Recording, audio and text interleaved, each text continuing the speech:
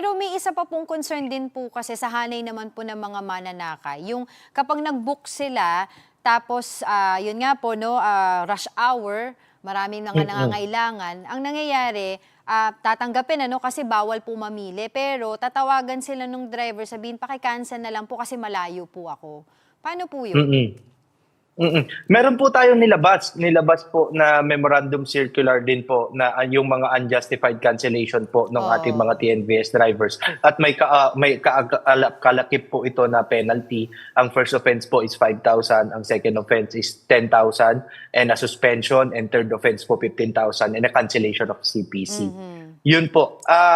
Ano naman po ito, marami po tayong nababasa, naririnig na yung ikinababahala nga daw po ito ng ating mga TNVS driver. Unang-una po, tinanggap nyo na po So umasa na po yung pasahero na darating na siya, na may masasakyan na po siya. Tapos ika-cancel lang po ng ating TNVS driver. Pero hindi naman po ito automatic. Yung penalty po hindi po automatic dahil iso-showcause pa po tayo, bibigyan po tayo ng due process.